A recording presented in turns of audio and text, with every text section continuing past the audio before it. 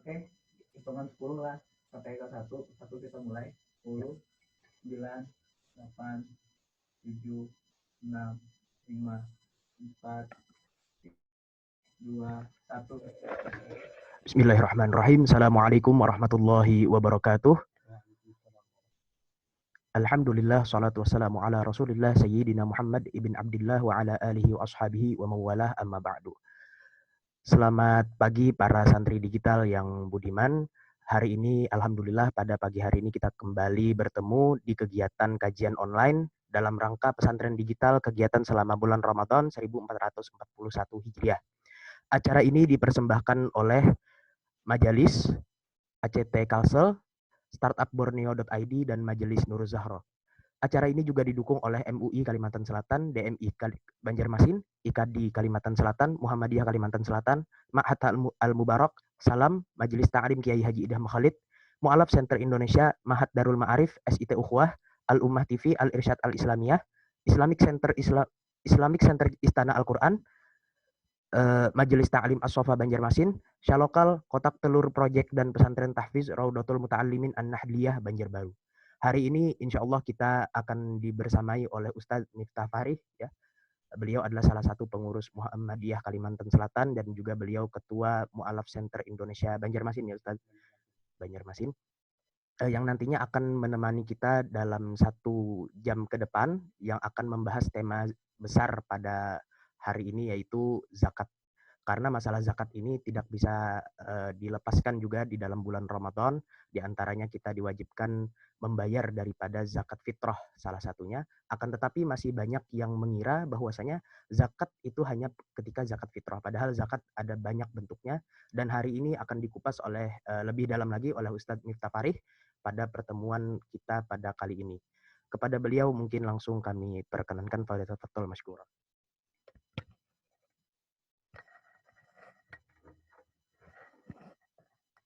Bismillahirrahmanirrahim. Assalamualaikum warahmatullahi wabarakatuh. Inna hamdalillahi nahmaduhu wa nasta'inuhu wa nastaghfiruh wa na'udzu billahi min syururi anfusina wa min sayyiati a'malina. May yahdihillahu fala mudilla lahu wa may yudlil fala hadiya lahu. Asyhadu an la ilaha illallah wahdahu la syarika lahu wa asyhadu anna Muhammadan 'abduhu wa rasuluhu la nabiyya ba'dah. Walhamdulillahilladzi anzala as-sakinata fi qulubil mu'minin liyazdadu imanan ma'a imanihim.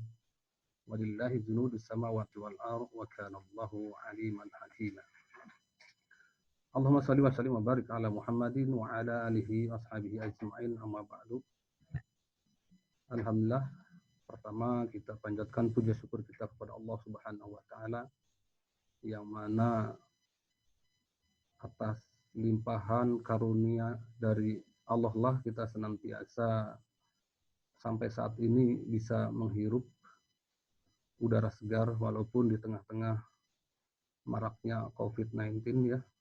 Itu merupakan bagian daripada ujian kepada kita semua, dan salah satu di antara yang oleh Allah dipilih untuk senantiasa dalam keadaan sehat walafiat, di antaranya kita yang saat ini masih diberikan sebuah kenikmatan.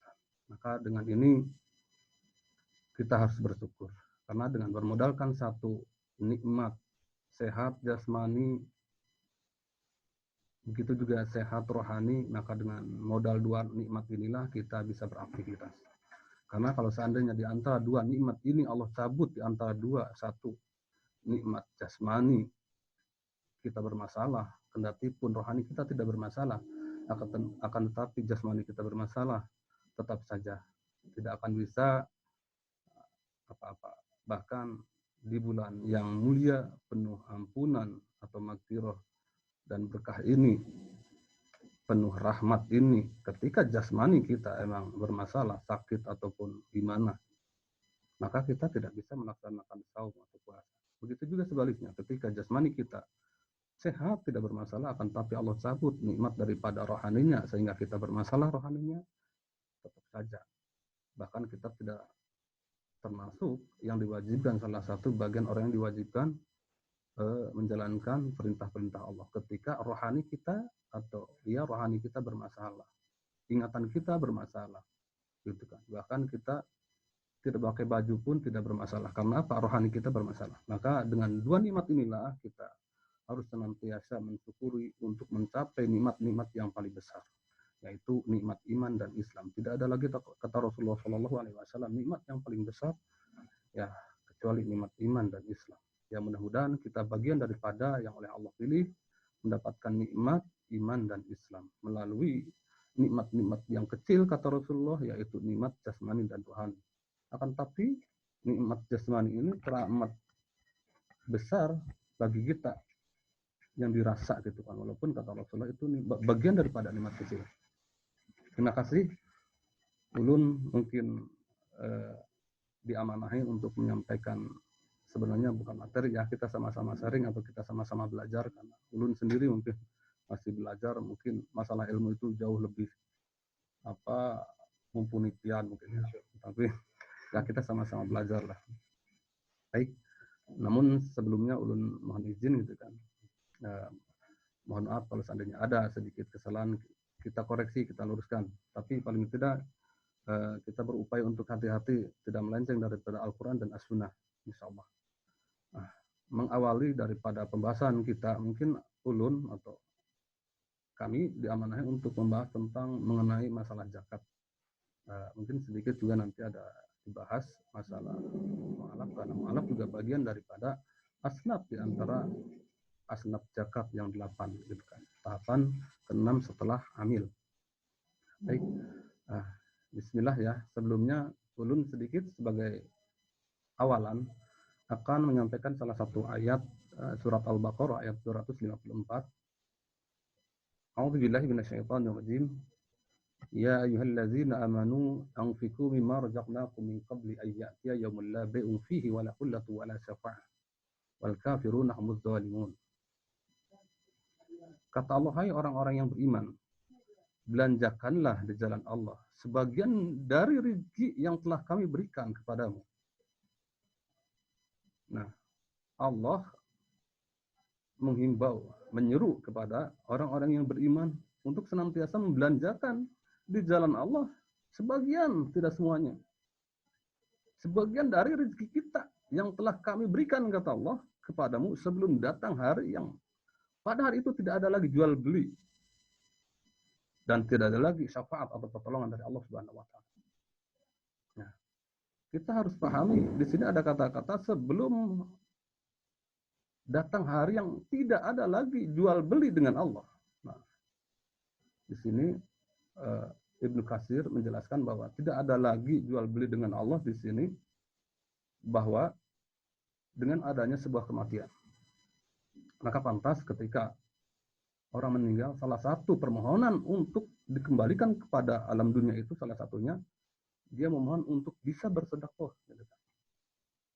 Bisa bersedekah. Karena apa? Karena sedekah itu bukan hanya untuk personal, bukan hanya untuk pribadi dengan Allah, akan tapi dengan secara sosial dengan sesama. Kata Allah, percakapan Allah dengan Nabi Musa gitu kan. Ketika Nabi Musa mempertanyakan tentang amalan apa yang terbaik dan disukai oleh Allah Subhanahu wa taala. Kata Allah, apakah salatku? Oh, tidak. Aku tidak suka dengan salat, bukan tidak suka, tidak begitu akan menggembirakanku, kata Allah, dengan salatmu, karena salatmu adalah untukmu dan untuk aku. Lantas apa? Puasa tidak juga, karena puasa adalah untuk dirinya, untuk hamba Allah dan untuk Allah. Seperti itu. Walaupun ada keistimewaan, bukan berarti tidak ada keistimewaan. Nah, ketika Allah menyampaikan, maka sedekah itulah yang akan membahagiakan, akan menggembirakan Allah Subhanahu wa taala. Karena amalan yang memberikan kebaikan terhadap dirinya, kepada Allah dan juga pada sesama. Bentuknya horizontal. Nah, di sini kita kembali lagi kepada ayat tadi. Sebagian dari rezeki yang telah kami berikan kepadamu sebelum datang hari yang tidak ada lagi jual beli dengan Allah. Ya, tadi salah satunya adalah dengan datangnya sebuah kematian. Itu tertutup sudah amalan. Termasuk sedekah kita tertutup. Nah, sebelum ajal, sebelum kematian datang kepada kita, maka gemarlah bersedekah. Gemarlah berzakat gitu kan. Gitu. Kita nanti akan mengupas apa makna daripada sedekah Walaupun secara lafzi zakat juga maknanya tetap sedekah secara lafziah gitu kan. Tapi nanti kita bahas apa makna daripada sedekah dan apa juga makna daripada zakat. Kita harus bisa membedakan. Kata Allah, yang telah kami berikan kepadamu sebelum datang hari yang tidak ada lagi jual beli dengan Allah dan tidak ada lagi syafaat pertolongan dari Allah. Itu cuma sebagian, tidak semuanya. Kalau zakat juga seandainya nisab dan haul. Dan itu pun tidak semuanya, 2,5% yang harus ditunaikan. Gitu. Dan orang-orang kafir itulah orang-orang yang zalim. Gitu. Kenapa kok ini ayat ini di penghujungnya ada kata-kata orang-orang kafir yang zalim? Gitu. Karena konsekuensi orang yang tidak mengeluarkan zakat dan meyakini bahwa zakat itu bukan bagian daripada sebuah kewajiban, itu konsekuensinya adalah kafir dan murtad. Ketika kafir dan murtad, maka semua amal apapun itu memang tertolak. Tidak ada beda dengan mereka-mereka di luar dinul Islam. Gitu. Ya. Nah, satu tadi dengan adanya sebuah kematian. Bahkan sebagian ulama menyatakan bahwa ketika tidak ada lagi jual beli dengan Allah, ketika datang hari yang dimana sistem atau konsep-konsep zakat itu digaungkan, konsep-konsep zakat itu direalisasikan, konsep-konsep zakat itu diaplikasikan. Makanya sebatas zakat tidak diaplikasikan di kalangan umat Islam, jangan berharap penuntasan kemiskinan, penuntasan fakir miskin atau 8 asnaf yang lainnya itu akan bisa terbebaskan. Itu sudah jelas ayat-ayat Allah yang tidak akan pernah dipungkiri oleh kita selaku orang yang beriman. Dan ini adalah kalam Allah yang tidak akan sedikit pun ada kebohongan.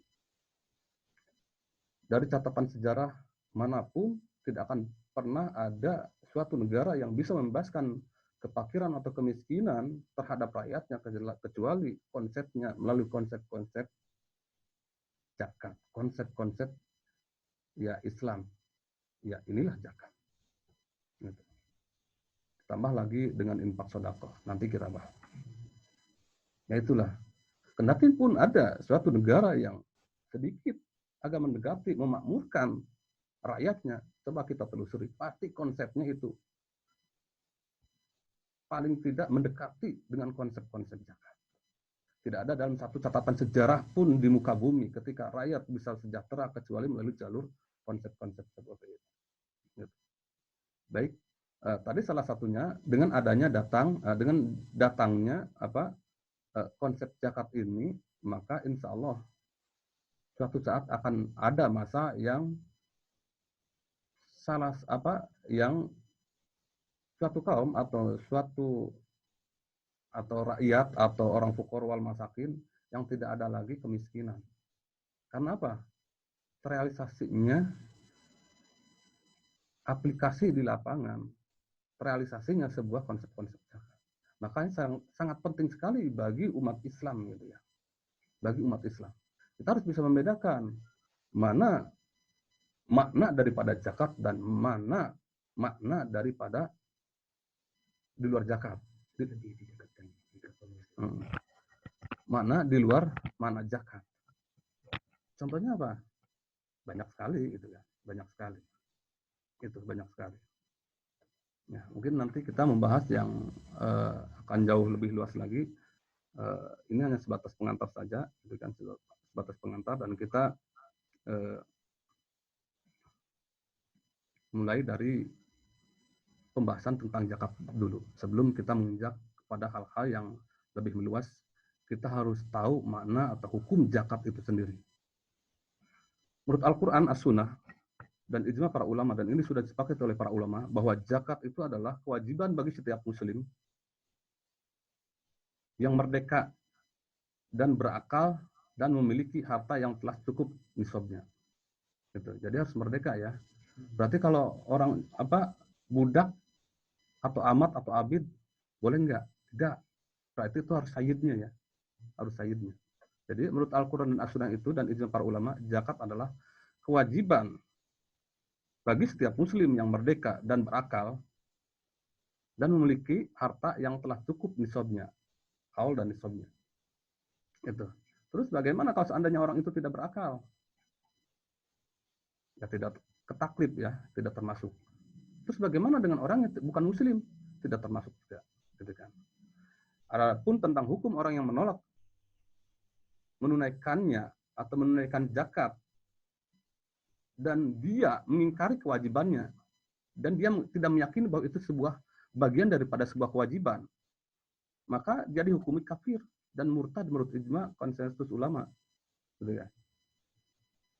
Diwajibi apa di termasuk kategori murtad dan kafir. Kita ulangi lagi supaya kita tidak salah paham. Adapun tentang hukum orang yang menolak menunaikannya, satu, karena dia mengingkari kewajibannya seakan-akan itu bukan daripada sebuah kewajiban, maka itu dihukumi kafir dan murtad. Itu menurut ijma konsensus ulama secara khusus gitu ya. Sedangkan menolak membayar zakat namun masih mengakui bahwa bayar zakat itu adalah bagian sebuah kewajiban, maka tidak dihukumi kafir atau dihukumi murtad, akan tetapi dia termasuk kategori orang yang berdosa. Jadi bukan berarti karena kata-kata berdosa sehingga ini bukan bagian daripada dosa besar. Dosa besar. Bahkan itu akan mempengaruhi terhadap semua aspek-aspek pergerakan kita di muka bumi ini, aktivitas kita di muka bumi ini. Contoh saja, ketika kita bermasalah, kita sudah nisab, kita itu seorang muslim, merdeka, berakal, dan memiliki harta, dan termasuk juga nisab dan haul, akan tapi kita tidak mengeluarkan, itu secara otomatis kita mengambil hak 2,5% dari fukor wal masakin atau fakir dan miskin, dan asnaf-asnaf yang lainnya. Secara prioritas fukor wal masakin yang bentuknya penekanan. Dan itu harus, dan itu bagian hak daripada 8 asnaf. Akan tetapi ketika tidak ditunaikan, jangan dikira asupan yang kita konsumsi setiap hari terhadap diri kita dan anak keturunan atau cucu-cucu kita, jangan dianggap itu sesuatu kebaikan. Coba saja kalau seandainya kita mengambil dari harta orang lain, apakah itu tidak termasuk kategori haram? Itu haram, apalagi kalau zakat itu karena bagian daripada 2,5% daripada harta kita, ada bagian daripada mereka. Kita itu sebagai pencuri secara sistematis, secara apa? Spontanitas gitu ya. Dan itu tidak terasa. Masih kita maklumi mungkin. Orang yang membegal di jalan itu masih tebang pilih. Kalau orang pakai sepeda, dia nggak bakalan mungkin gitu ya. Membegal. Orang pakai sepeda. Kalau orang pakai Mercedes-Benz, pakai Harley Davidson mungkin ya, pakai sepeda motor yang bagus, baru dia mau untuk membegal. Tapi makanya ini yang mesti kita hati-hati ketika berhubungan dengan masalah haul dan nisab. Maka kita harus perhatikan sekali supaya apa yang kita konsumsi, apa yang kita makan oleh kita, anak dan istri itu betul-betul bersih, tidak ada sedikit pun harta yang kotor. Coba, kalau seandainya iya itu terjadi, kita menganggap pede di hadapan Allah, sholat selalu berjamaah, puasa Senin Kemis kita laksanakan, apalagi yang wajib di saat Ramadan ini. Akan tapi kita selalu mencuri di setiap kita punya harta dan itu milik fuqara wal masakin. Kalau seandainya kita analogikan, kita di tengah jalan dicekat atau dijegal gitu ya oleh fakir miskin dan kita apa istilahnya dicekek gitu kan, diminta untuk dikeluarkan, itu sesuatu yang lumrah karena dia mengambil haknya dan itu bukan milik kita. Tapi apakah sampai saat ini orang bisa memahami tentang itu? Gitu. Itu yang menjadi masalah. Tapi mudah-mudahan kita tidak termasuk bagian daripada itu. Dan ini sangat penting sekali bagi kita yang sudah mengaku bahwa kita itu adalah orang yang beriman, ya, dan berakal iya gitu kan, mumayyiz gitu kan. Begitu juga dengan hal-hal yang lainnya. Jadi yang paling terpenting, zakat ini yang harus dia perhatikan. Itu mengenai zakat yang berhubungan dengan nisab dan haul. Bukan bukan daripada zakat fitrah. Adapun zakat fitrah, semua yang bernyawa yaitu harus dizakati, gitu kan. Termasuk hatta sebagian ulama atau imam, hatta yang masih di rahim pun itu harus dizakati, zakat fitrah. Ini yang berhubungan dengan masalah zakat mal. Mungkin masalah nisabnya kita sudah tahu, dan itu pun ada beberapa ulama yang menjelaskan, ada yang 85 gram emas nisabnya, ada juga yang 75 dan ada juga yang 95. Tinggal kita mau milih yang mana. Itu tidak jadikan suatu permasalahan, karena itu semuanya juga ada dasar-dasarnya. Nah, kita kembali lagi. Terkadang kita suka juga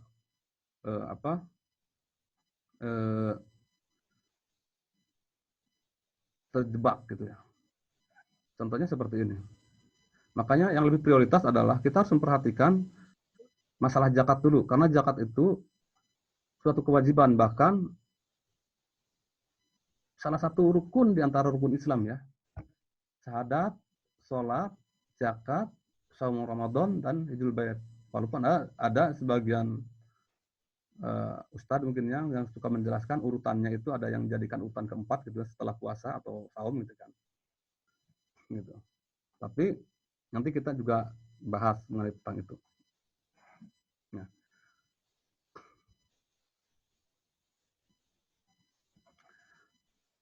Sahabat Abu Bakar As-Siddiq radhiyallahu anhu bahkan sangat tidak suka sekali terhadap orang yang tidak menunaikan zakat. Bahkan sampai-sampai dia menggelorakan untuk memeranginya. Sampai-sampai beliau berkata, ini karena durasi waktu juga ya, kita artinya saja yang ulun sampaikan. Kata Abu Bakar As-Siddiq, saya benar-benar akan memerangi orang yang memisahkan antara sholat dan zakat. Demi Allah, benar-benar akan saya perangi orang yang memisahkan keduanya sampai mereka kembali menyatukannya.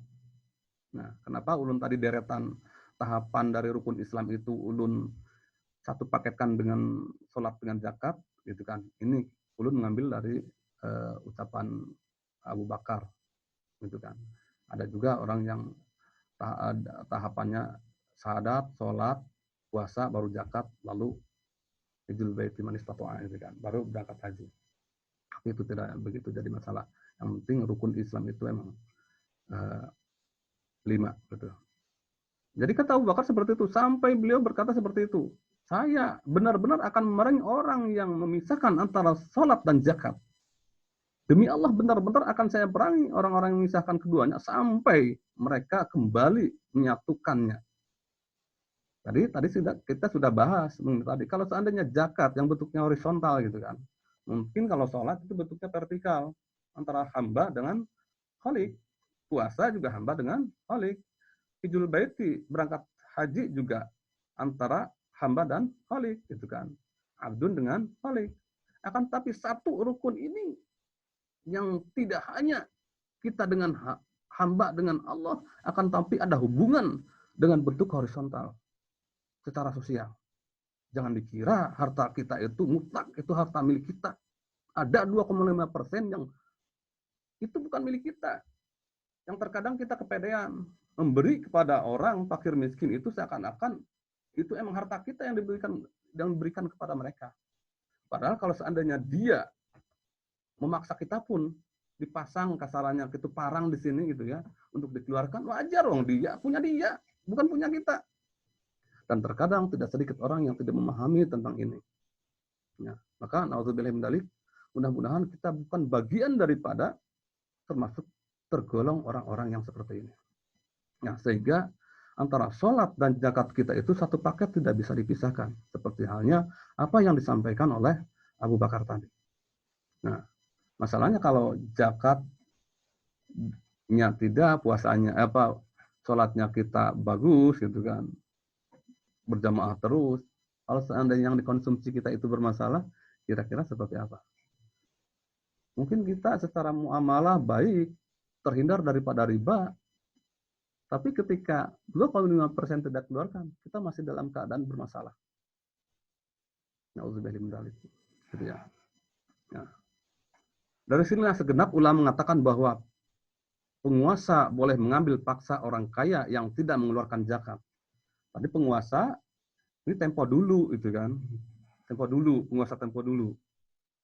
Sebenarnya nanti kita bahas sedikit, kita bahas gitu.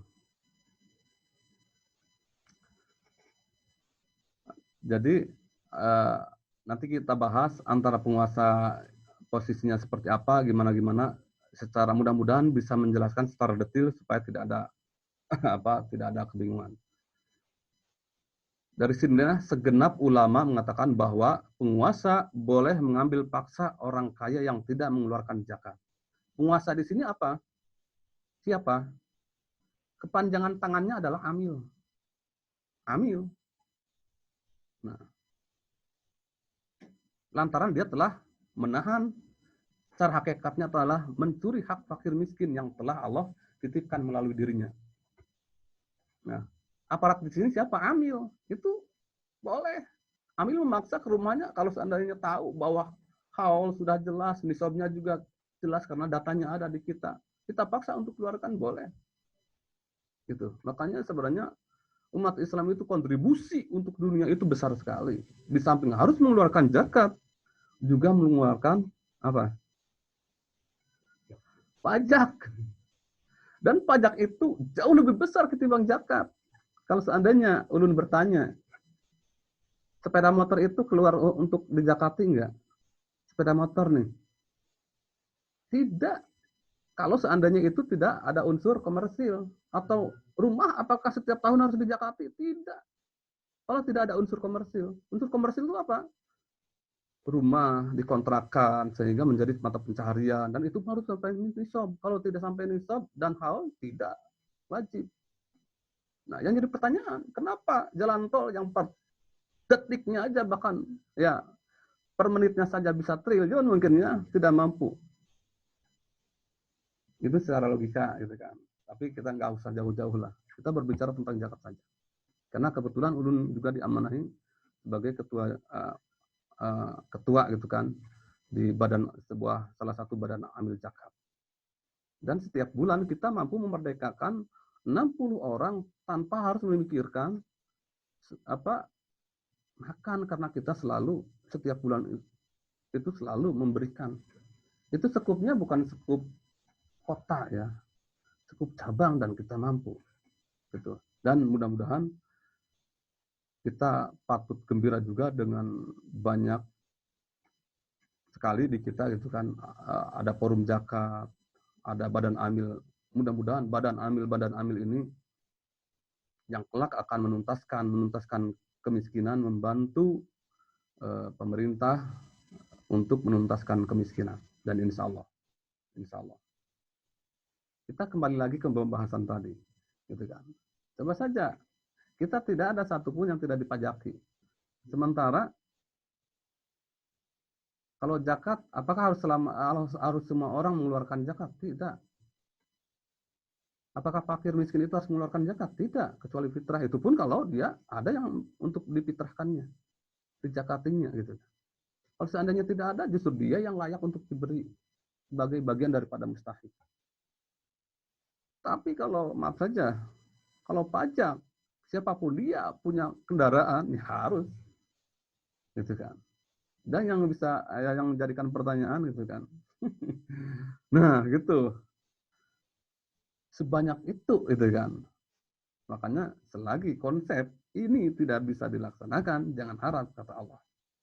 Realisasi penuntasan kemiskinan itu. Ini tidak janji Allah dan nggak mungkin dipungkiri dan nggak mungkin bohong. Itu sudah suatu keniscayaan, suatu kepastian. Gitu.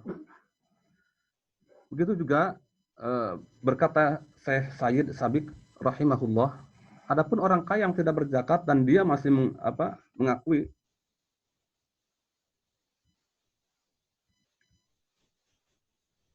kewajibannya, maka dia berdosa, namun tidak sampai mengeluarkannya dari Islam. Artinya dia seorang pendosa gitu kan. Dan hakim itu harus mentakjirnya sebagai bentuk hukuman baginya gitu. Kalau dibuka bisa di Fiqh Sunnah jilid 1 nomor 333. Mentakjir itu apa? Mempermalukan ya.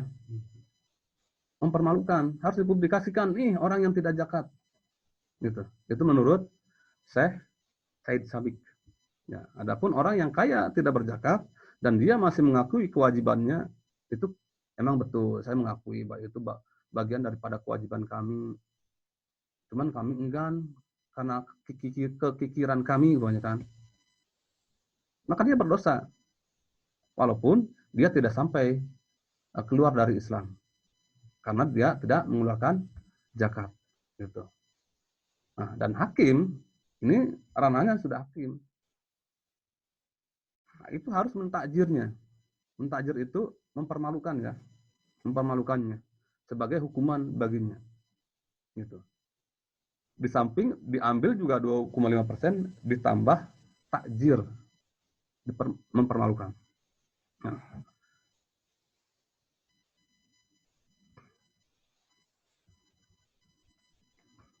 Nah, sekarang ancaman bagi yang tidak mengeluarkan zakat. Ancamannya kata Allah dalam Al-Quran, Allah Ta'ala mengancam mereka dengan adab yang sangat pedih. Di antaranya yaitu dalam Al-Quran, A'udzubillahi minasyaitonirrajim. Ya ayyuhalladzina amanu inna katsiran minal ahbar warruhbana la ya'kuluna amwalan nas bil batil wa yasudduna an sabilillah walladzina yaqnuzuna adh-dhahaba wal fiddah wa la yunfiqunaha fi sabilillah fabashshirhum bi'adzabin alim. Kata Allah, hai orang-orang yang beriman, sesungguhnya sebagian besar dari orang-orang alim Yahudi dan rahib-rahib Nasrani benar-benar memakan harta orang dengan jalan batil. Artinya batil itu seperti apa? Yang mestinya kita keluarkan, dia tahan. Dan mereka menghalang-halangi manusia dari jalan Allah. Dan orang-orang yang menyimpan emas dan perak dan tidak menafkahkannya pada jalan Allah, maka beritahukanlah kepada mereka bahwa mereka akan mendapatkan siksa yang sangat pedih. Jadi kita jangan ikut-ikutan seperti halnya orang-orang yang pintar, orang-orang Yahudi yang pintar gitu kan, rahib-rahib Nasrani gitu kan. Di sini orang-orang alim Yahudi bukan berarti orang bodoh, dia paham kewajiban, dia itu paham. Orang Nasrani juga paham gitu tentang kewajiban hal seperti ini. Akan tetapi dia ingkari, dia enggan untuk mengeluarkannya. Gitu. Ayat yang selanjutnya, A'udzubillahi minasyaitonirrajim, wa la yahsabanna allazina yabkhaluna bima atahumullah min fadlihi wa huwa khairul lahum bal huwa syarrul lahum. Sayutawwaquna ma bahilu bihi yaumal qiyamah. Walillahi mirasus samawati wal ardh. Wallahu bima ta'maluna khabir. Kata Allah, sekali-kali janganlah orang-orang yang bakhil dengan harta yang Allah berikan kepada mereka dari karunia-Nya menyangka bahwa kebahilan itu baik bagi mereka. Sebenarnya kebahilan itu adalah buruk bagi mereka. Harta yang mereka bakhilkan itu akan dikalungkan kelak di lehernya pada hari kiamat. Dan kepunyaan Allah lah segala warisan yang ada di langit dan yang ada di bumi. Dan Allah mengetahui apa yang kamu kerjakan. Walaupun kita umpet-umpetan gitu ya, Amil tidak tahu, Allah Maha tahu gitu ya. Gitu. Allah Maha tahu. Jadi sebenarnya hak Amil itu kalau dalam kondisi ideal itu hanya sebatas mengingatkan, oh pian itu sekarang sudah nisab. Pian itu sudah haul. Apakah sudah nisab gitu kan? Kan kalau haul, hitungan haul itu Amil itu tahu insya Allah. Cuman masalah nisab, orang yang bersangkutan yang tahu, gitu kan? Karena masalah perniagaan kita tidak tahu dia bangkrut ataupun tidak, gitu kan?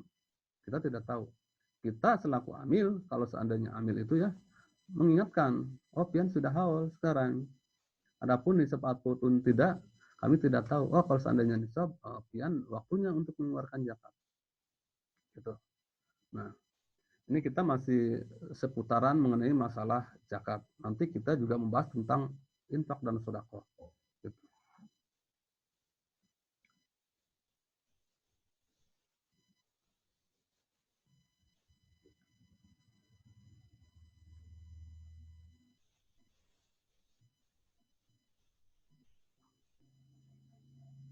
Nah, sekarang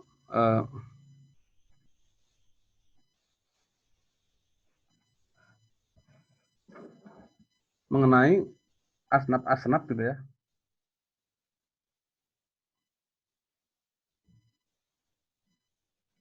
Asnaf atau orang yang berhak menerima zakat. Karena terkadang mungkin ini khusus untuk para amil ya. Amil itu bukan panitia, maaf. Amil itu ditunjuk oleh apa?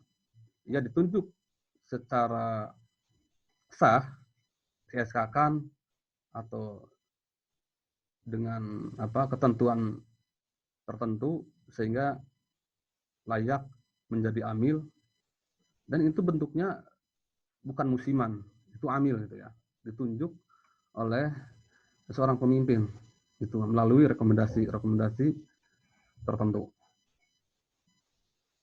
Di kita itu ada istilah panitia ya. Kalau panitia itu lebih identik ketika ada penyelenggara beres atau rapi atau tungtung sudah penyelenggaraan, maka bubar juga sebuah kepanitiaan. Dan amil itu tidak seperti itu. Amil itu selama dia menjabat, maka tetap harus sesuai aturan-aturannya, aturan main, ketentuan yang berlaku sesuai ketentuan amil yang ditentukan oleh Al-Quran dan As-Sunnah. Itu amil. Gitu. Adapun pengalokasian itu juga kewajiban amil yang mesti dipahami oleh para amil. Gitu ya. Oleh para amil. Salah satunya adalah ketika pengalokasian itu dana dari zakat, maka asnafnya 8. Seperti hanya apa yang mungkin ulun sampaikan, a'udzubillahi minasyaitonirrajim. Ini yang bersangkutan dengan asnaf zakat. Alokasi zakat, yaitu untuk 8 asnaf. Yaitu dalam surat At-Taubah, Allah berfirman ayat 60, a'udzubillahi minasyaitonirrajim. Innamas shadaqatu lil fuqara'i wal masakin wal 'amilina 'alaiha wal mu'allafati qulubuhum wa fir riqab wal gharibina wa fi sabilillah wa ibnis sabil. Faridatan minallah wallahu alimun hakim. Jadi zakat itu sesungguhnya zakat itu hanyalah untuk orang-orang fakir. Orang-orang miskin. Satu, fakir. Kedua, miskin. Nah, ketiga nih, pengurus-pengurus zakat atau amil-amil zakat. Nah, kenapa kok amil-amil zakat seakan-akan ada punya nilai prioritas di hadapan Allah? Maka ini Al-Quran. Tahapannya ketiga loh, setelah fuqara wal masakin. Kenapa enggak para mu'alaf? Gitu kan? Nanti kita bahas. Mu'alaf yang dibujuk hatinya. Atau untuk memerdekakan abid atau budak. Kenapa tahapannya harus amil dulu? Kita nggak usah bertanya seperti itu, karena ini ayat ini sudah jadi dan ini ayat Allah yang bikin. Nah, yang selanjutnya orang yang berhutang. Kenapa nggak harus orang yang berhutang? Untuk jalan Allah. Dan untuk mereka yang sedang dalam perjalanan atau ibnu sabil.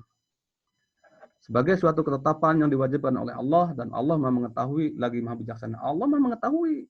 Nggak usah kenapa amil itu tahapan ketiga. Allah Maha bijaksana dalam semua sistem aturan yang Allah bikin. Gitu. Nah, kita ulas mengenai masalah tahapan-tahapan atau urutan-urutan ini. Kita ulangi lagi. Jadi tahapan alokasi zakat itu atau zakat itu hanyalah untuk orang-orang satu, fakir, kedua orang miskin, Ketiga, ada hak amil atau pengurus-pengurus gitu kan.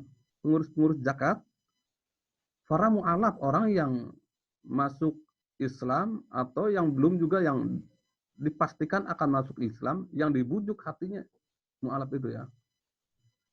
Atau untuk memerdekakan budak, yang keempat. Yang kelima, orang yang berhutang di jalan Allah tapi fisabilillah ya.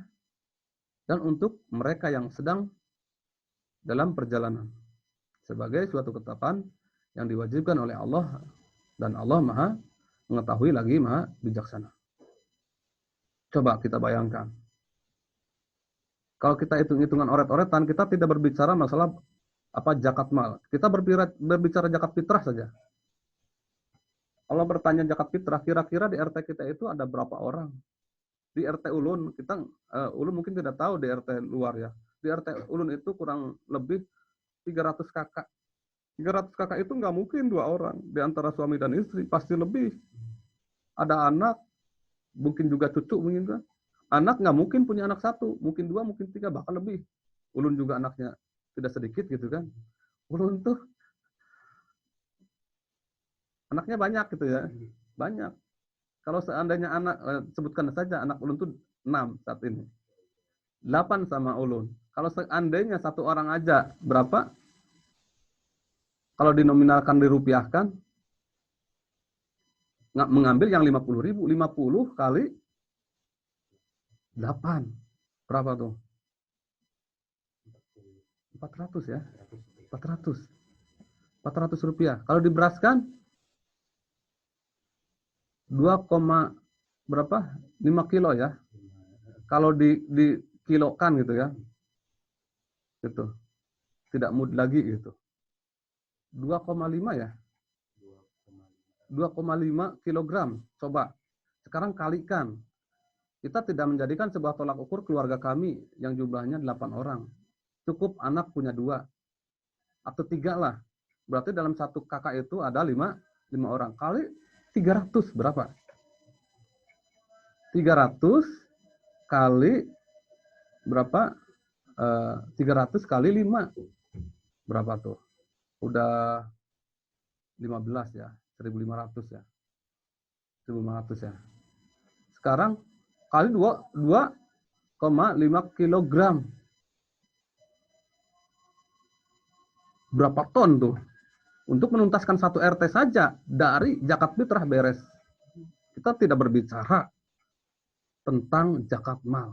Apalagi kalau sampai berbicara dengan zakat mal. Zakat fitrah saja itu kalau dihitung-hitung dari satu RT ada 300 kakak. Dari 300 kakak kali 5 orang.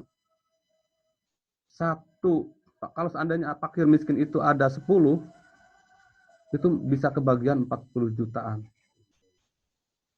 Apakah untuk 40 juta pokoknya kan? 40 juta itu dijadikan modal untuk usaha itu mencukupi 40 juta kira-kira. Mau pakai modal apa kita kira-kira?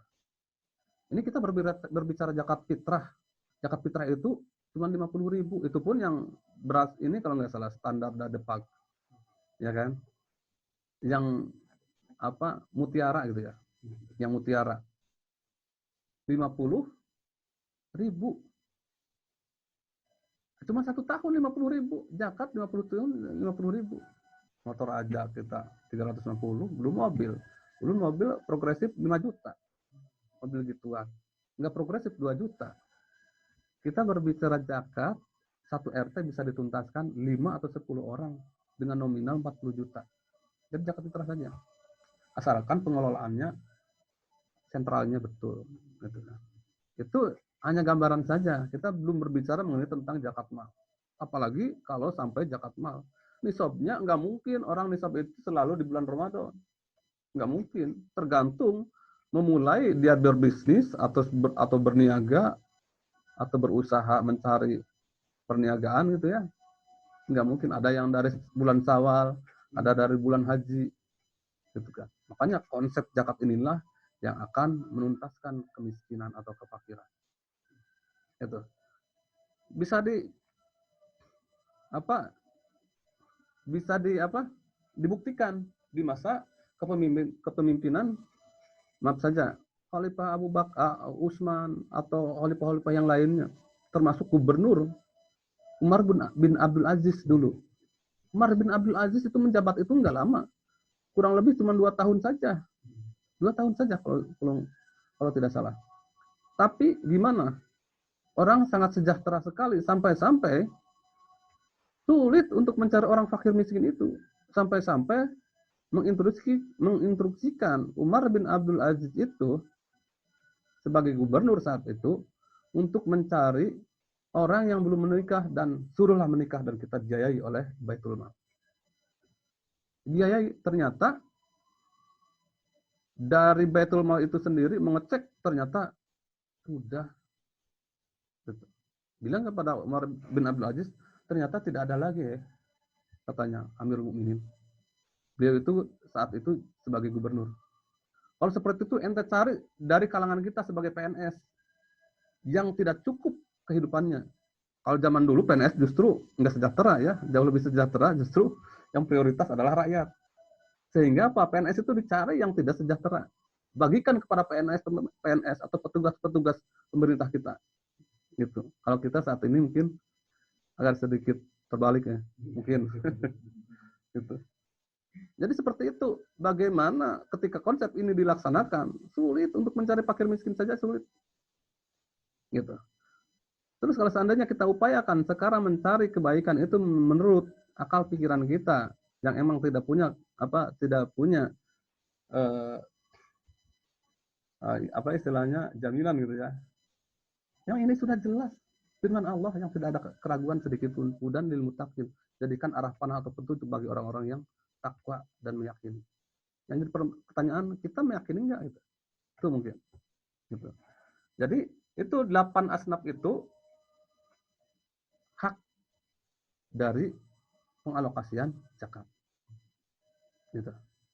Coba di sini ada kata-kata untuk memerdekakan budak. Mungkin kita tahu budak itu harganya berapa. Di zaman sahabat dulu, budak itu ada dengan senilai 100 unta. Ada juga yang 1000, wallahu alam. Termasuk Bilal aja dibebaskan dengan berapa unta oleh Amirul Mukminin Umar bin Khattab.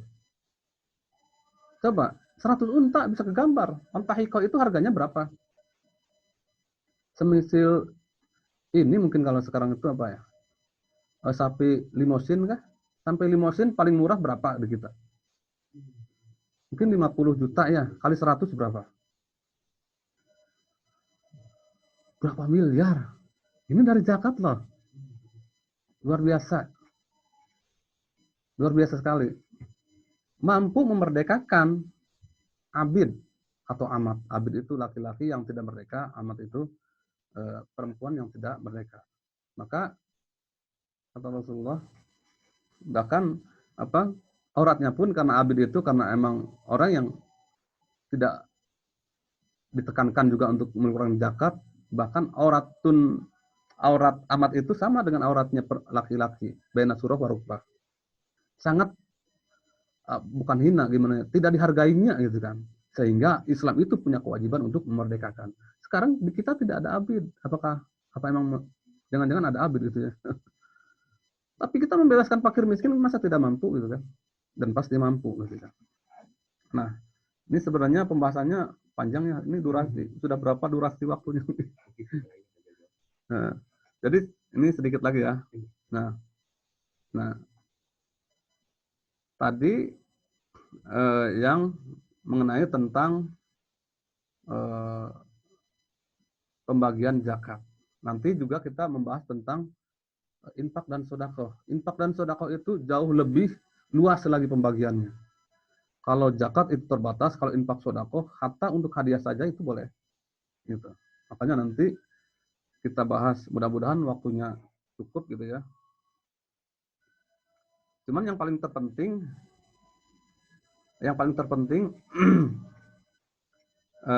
mengenai masalah pengalokasian itu harus tepat gitu kan. Khawatirnya ketika tidak tepat sehingga keluar dari jalur-jalur atau ketentuan yang harus masuknya 8 asnaf, akan tetapi keluar itu yang jadi masalah. Dan itu tidak boleh. Gitu, kecuali zakat. Kecuali infak dan sedekah. Nah, sekarang terkadang ada mungkin di kalangan kita yang sedikit agak keliru. Karena belum juga bagian daripada amil gitu ya. Dan dulu sempat ada penggalangan dana, apakah itu bentuknya sosial kah? Karena ada gempa atau tsunami atau ya bencana yang lainnya gitu kan. Sehingga penggalangan dana, dan penggalangan dana itu tidak sedikit. Ada orang yang mampu memberikan apa yang ada di tangan kanan dan kirinya itu diserahkan semuanya kepada kita. Dan nominalnya ketika kita nominalkan kurang lebih 20 juta. Yang jadi pertanyaan ketika kita tanya, apakah pian itu sudah zakat? Nah, padahal kita tanya penghasilan pian sebulan itu berapa? Sekian, ternyata masuk nisabnya, gitu kan. Ketika diakumulasikan ke 1 tahun, ternyata masuk.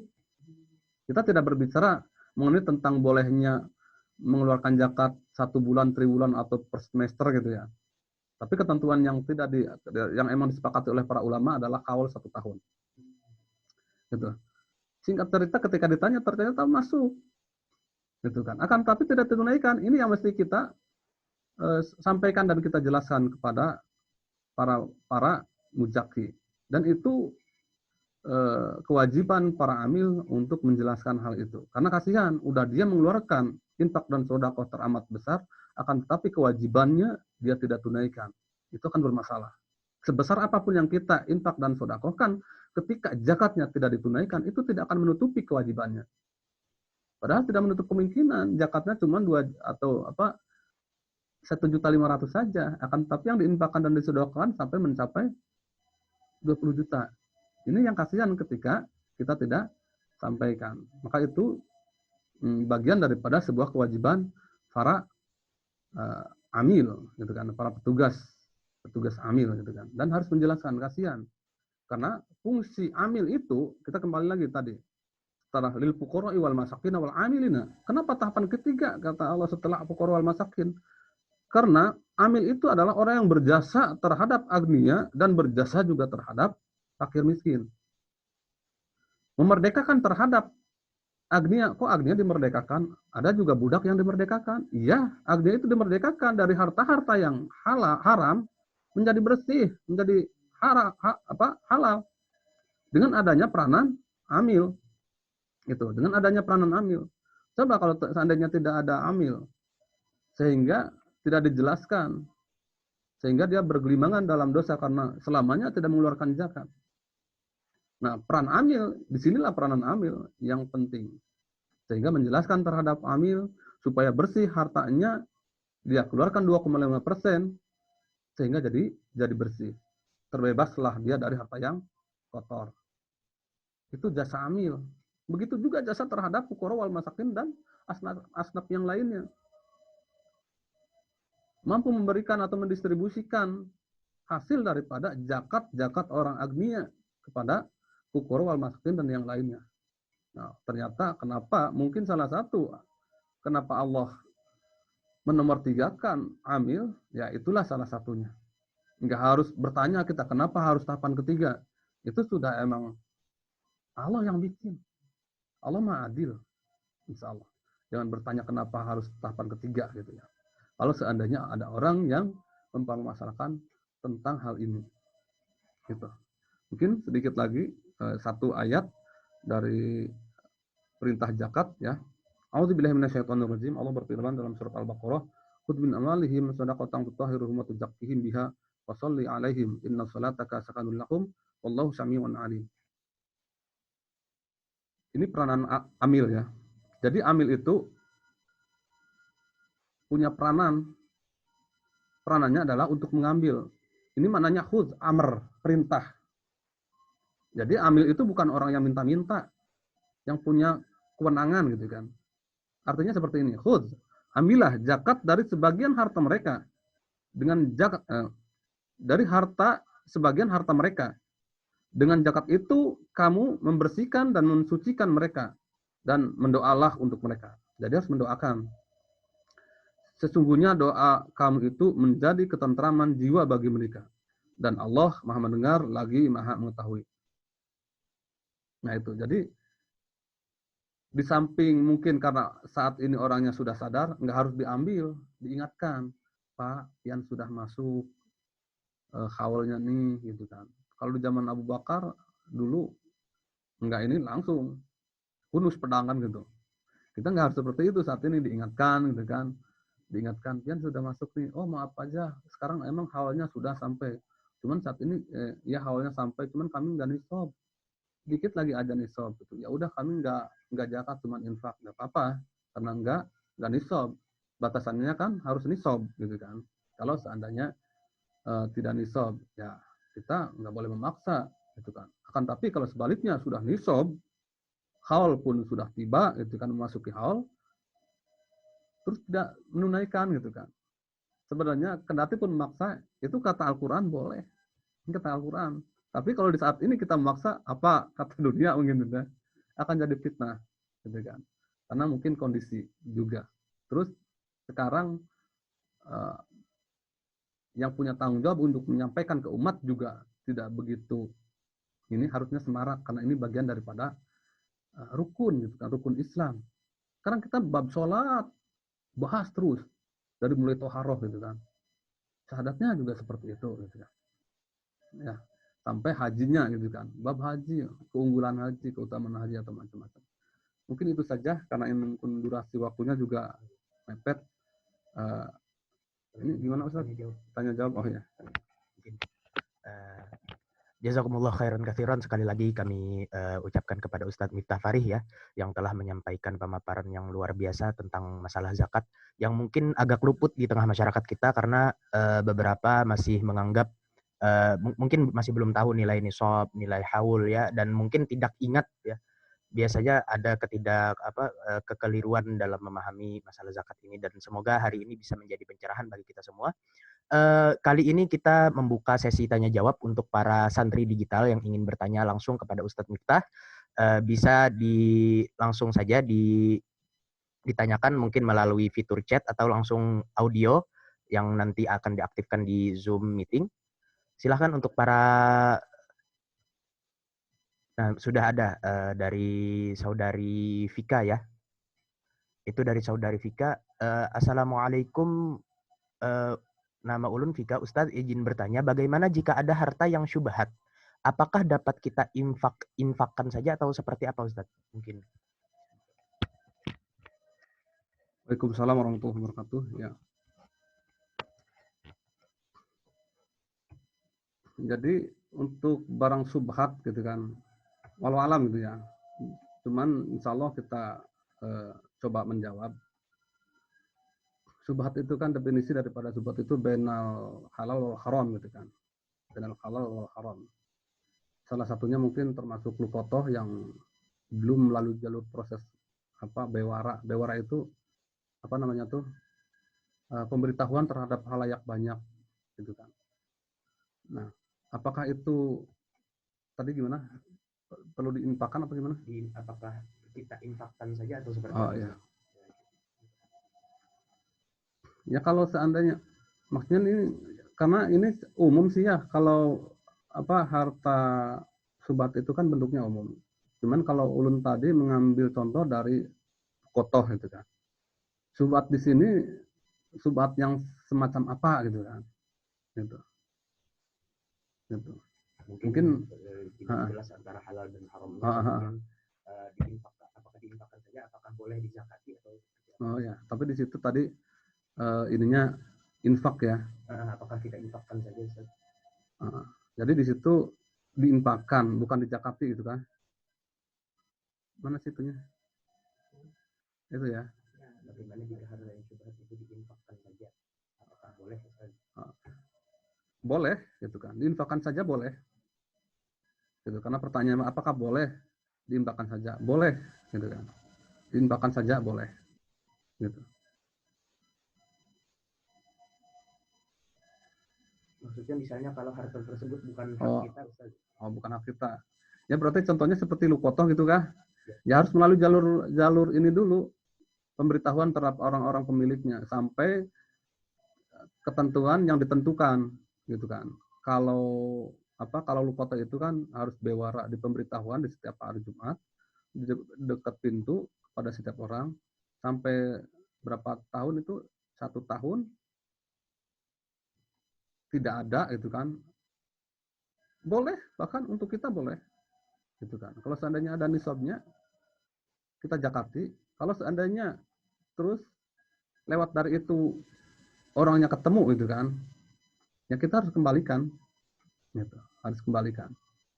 Tapi ketika melalui proses bewara itu apa sih ya, pemberitahuan di setiap informasian terhadap kehilangan kita sudah lakukan di pintu-pintu masjid gitu kan, di setiap Jumat itu kalau dalam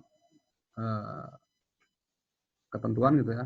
Dan itu sudah melalui jalur itu sudah dilewati, akan tapi tidak ada yang merasa memiliki, maka itu tidak mengapa gitu, tidak mengapa.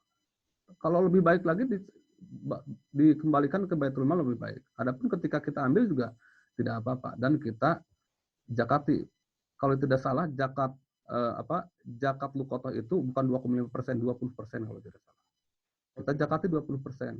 Maka misalnya ada uang honor untuk pekerjaan tertentu, tapi ternyata kita tidak mengerjakan pekerjaan tersebut, tapi kita mendapatkan bagian itu kan termasuk syubhat. Bisa saja. Oh gitu ya. Oh, ya. Ada uang honor akan tapi kita tidak mengerjakan pekerjaan itu. Lebih baik kita kita jelaskan. Mungkin ke bagian keuangan. Ulun itu merasa keberatan karena ini merasa tidak kerja. Gitu. Akan tapi kalau seandainya bagian keuangan itu, tapi instruksi dari ketua ini sudah dibagikan. Pian tahu sidin itu bahwa pian kada begawe, tapi ulun direkomendasikan untuk memberikan ke pian. Yaitu ambil saja, yang bertanggung jawab adalah ketuanya. Gitu. Kalau diinfakkan itu jauh lebih baik, justru kalau seandainya kita ambil pun insya Allah. Gitu kan. Mungkin setelah kita menjelaskan. Gitu. Oh iya, setelah dijelaskan. Setelah itu ada pertanyaan dari Dede Rahmat, mungkin bisa ambil dulu. Yeah. Yang kedua adalah pertanyaan dari Dede Rahmat Madani ya. Untuk Dede Rahmat bisa langsung diaktifkan video dan audionya untuk bisa langsung bertanya kepada Ustadz. Assalamualaikum warahmatullahi wabarakatuh. Waalaikumsalam warahmatullahi wabarakatuh. Apaan Ustadz, izin bertanya mengenai zakat. Bagaimana hukum zakat bagi seorang anak jika anak tersebut sudah ibaratnya sudah produktif, sudah mampu gitu Ustaz. Nah itu tapi orang tuanya tetap membayarkan zakatnya, itu yang pertama. Dan bagaimana pula jika anak tersebut sudah menikah tapi dia masih kekurangan, namun orang tuanya pun masih ingin menyanggupkan untuk membayarkan zakat si anak tersebut. Satu yang pertanyaan pertama, Ustaz. Dan apakah dari zakat mal itu ada nisabnya, Ustaz? Dan mohon dijelaskan sedikit bagaimana hitungan dari zakat mal sekilasnya, Ustaz. Hitungan sekilas dari zakat mal. Ya, syukran, mungkin sekian, Ustaz. Terima kasih. Assalamualaikum warahmatullahi wabarakatuh. Waalaikumsalam warahmatullahi wabarakatuh. Ya, terima kasih atas pertanyaannya ya. Sangat bagus sekali itu kan. Tapi insya Allah ulun coba jawab ya. Pertanyaan yang pertama tadi ada mampu mungkin ya. Akan tetapi apakah dia harus atau enggak secara pribadi untuk menzakati dirinya sementara orang tuanya juga menzakati gitu kan. Sebenarnya anak itu tanggungan orang tua kalau anak itu kan. Akan tapi kalau seandainya anaknya mampu dan dia menzakati dirinya itu jauh lebih baik. Gitu kan. Apalagi kalau sampai orang tuanya tidak mampu gitu. Itu seperti itu. Wallahu a'lam. Terus pertanyaan yang kedua tadi apa, nisab ya? Masalah nisab. Ya, nisab dari nisab zakat mal ya. Ya. Nisab zakat mal itu ada 3 persepsi. Ada yang 75 gram emas, ada juga yang 85 gram emas, ada juga yang 90 gram emas. Kalau yang 90 kalau nggak salah itu Imam Syafi'i. Nah, kita mengambil dari pertengahan. Jadi itu berarti ngambil dari 85 gram emas. Jadi nilai 85 gram emas itu dinominalkan.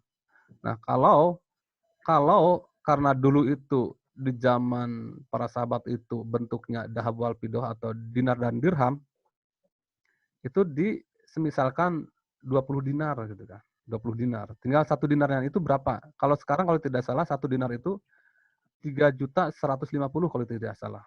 Gitu. Nah, kalau diemaskan, tergantung harga emas itu sekarang berapa. Sekarang 700 ke apa 800 per gram. Tinggal kali 85. Gitu. Nah, kalau seandainya sudah mencapai dengan diakumulasikan atau dikalikan dengan 80 gram, 85 gram, maka nisabnya sampai. Kalau sekarang taruhlah, sekarang 500 kali 85 berarti 42.500.000. Tapi kan sekarang 800.000 kalau nggak salah harga emas. Nah 42, karena kita supaya perhitungannya nyaman gitu, mudah. Kalau seandainya 500 kali 85 gram emas. 85 kali 500.000 rupiah sama dengan 42.500.000. Dan itu harus dikeluarkan 2,5%. Wallahu alam, itu mungkin yang bisa ulun sampaikan.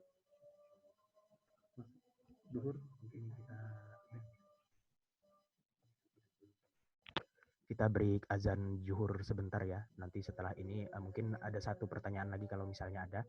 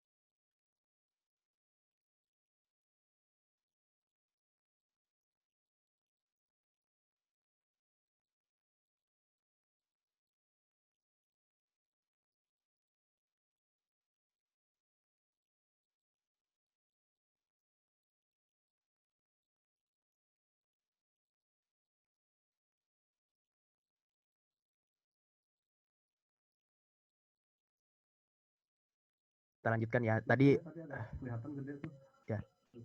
Mungkin ulun yang membacakan ini. Ada pertanyaan dari salah satu santri lagi, Ustadz. Bagaimana jika ada seseorang yang sulit mengeluarkan zakat, infak maupun sedekahnya karena seringkali was-was, Ustadz? Kalau misalnya harta yang dikeluarkannya itu tidak dimaksimalkan oleh penerima zakat. Misalnya Ustaz, kalau misalnya ulun ngasih ke orang si fulan misalnya, tapi si fulan ini ternyata terkenal walaupun dia miskin tapi dia suka berjudi, dia suka mungkin minum minuman keras. Takutnya kalau kita sedekah kepada dia nanti digunakan untuk hal-hal yang melanggar syariat Ustaz, ya, yang negatif. Itu bagaimana Ustaz? Syukran. Mungkin tadi pertanyaan ini dulu ya, dari bisa di ini kan. Jadi ada seorang mujaki mungkin ya yang merasa ragu, gitu kan? Merasa ragu dengan menunaikan zakatnya melalui amil, mungkin bisa saja amil itu tidak tepat sasaran mungkin itu ya. Jadi begini, ketika kita punya rasa seperti itu, gitu kan? Sebenarnya kita itu pertama kewajibannya saja, kewajiban kita adalah menunaikan zakat. Kita salurkan, terlepas daripada dia amanah atau tidak. Tetapi pun dia tidak amanah, kita tidak akan pernah terseret karena ketidakamanan seorang amil, gitu kan. Cuman terkadang ada ganjalan di diri kita, merasa tidak enak karena tidak tepat sasaran mungkin ya, karena tidak tepat sasaran gitu kan. Pertama tadi yang ulun sampaikan, tidak atau tepatnya sasaran seorang amil, kewajiban kita sebagai mujaki yang sudah ditetapkan haul dan nisab, kita sudah berlepas diri dari sebuah kewajiban. Satu. Kedua, kalau seandainya ada amil yang jauh lebih amanah, maka kita lebih utama mencari amil yang lebih amanah. Gitu. Terus yang selanjutnya,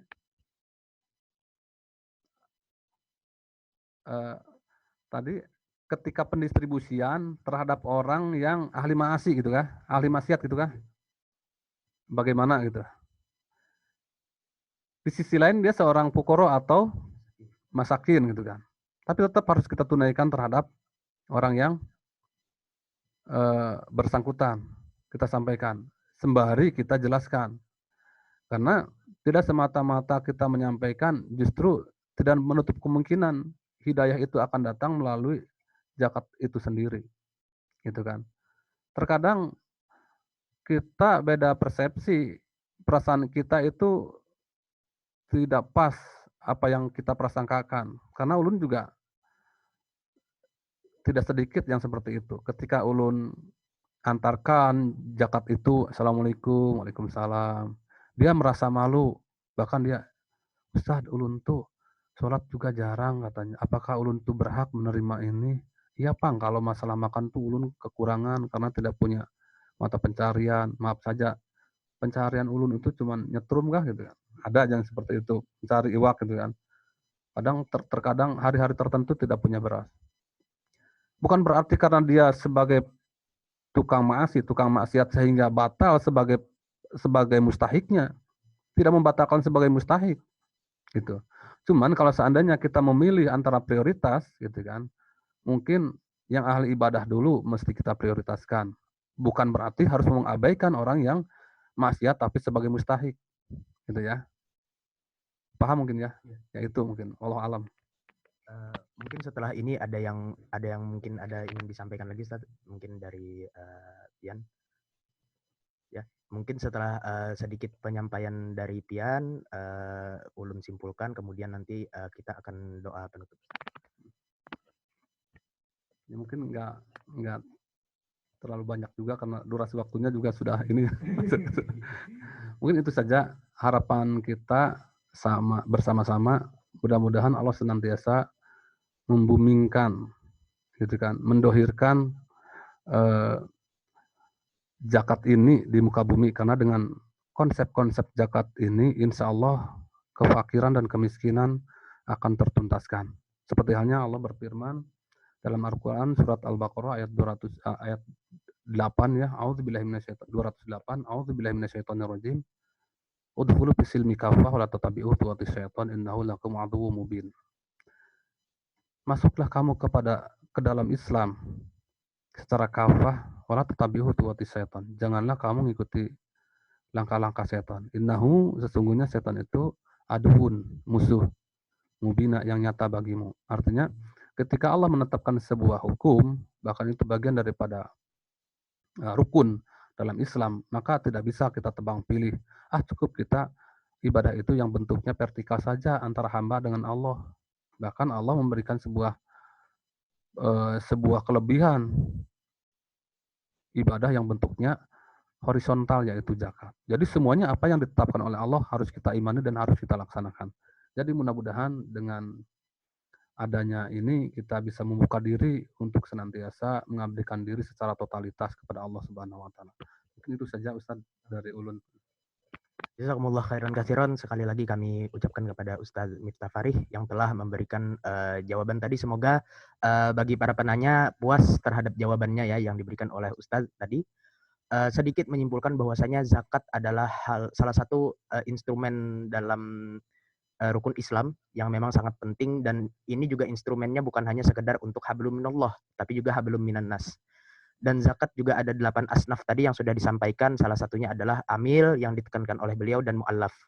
Nah, maka tentu kita sebagai seorang yang beriman haruslah mengeluarkan zakat apabila sudah sampai nisab dan haulnya yang sudah dijelaskan oleh Ustadz tadi. Nah, terakhir ya, sebelum kita tutup, mungkin pembacaan doa yang dipimpin oleh Ustadz Miftah Farih, kepada beliau kami persilahkan. A'udzubillahi minasyaitonirrajim. Bismillahirrahmanirrahim. Allahumma shalli wa sallim wa barik ala Muhammadin wa ala alihi wa sahbihi ajmain. Amin ya Allah ya rabbal alamin. Allahumma inna nas'aluka salamatal fid wa afiyatan fil jasadi wa barakatan fil rizqi wa ziyadatan fil ilmi. Rahmatan indal maut wa maghfiratan ba'dal maut. Allahumma hawwin 'alaina bi syakaratil maut wa najatan minan nar wa rahmatan indal sabr. Rabbana la tuzigh qulubana ba'da idh hadaytana wa hab lana min ladunka rahmah innaka antal wahhab. Rabbana atina fid dunya hasanah wa fil akhirati hasanah wa qina adzaban nar. Subhana rabbika rabbil izzati amma yasifun wa salamun 'alal mursalin walhamdulillahi rabbil alamin. Mohon maaf kalau ada kata-kata salah. Mungkin di lain waktu bisa pian luruskan ke ulun gitu kan. Hadanallahu wa iyyakum ajmain. Wassalamualaikum warahmatullahi wabarakatuh. Terima kasih sekali lagi Ustadz Miftah Farih yang telah membersamai kita pada kajian online pesantren digital kegiatan selama bulan Ramadan 1440 Hijriah. Sekali lagi kami berterima kasih kepada seluruh pihak yang telah membantu terlaksananya acara ini. Saya juga mengingatkan sebelumnya bahwasanya Red Quran Challenge masih berlangsung ya, bagi santri masih bisa mengisi Google Form yang sudah disediakan oleh panitia, dan juga para santri masih bisa berdonasi ya. Kami masih membuka donasi untuk paket Ramadan Berkah atas nama aksi cepat tanggap yang nantinya akan untuk nomor rekening nanti akan diberitahukan di grup WhatsApp yang sudah kita sediakan. Mungkin itu saja. Terima kasih sekali lagi untuk para santri dan juga untuk Ustadz. Hadani Allah wa iyyakum ila siratil mustaqim wallahul muwaffiq ila aqwamit thoriq. Billahi fi sabilil haqqi fastabiqul khairat. Billahi taufiq wal hidayah wa ridha wal inayah. Assalamualaikum warahmatullahi wabarakatuh.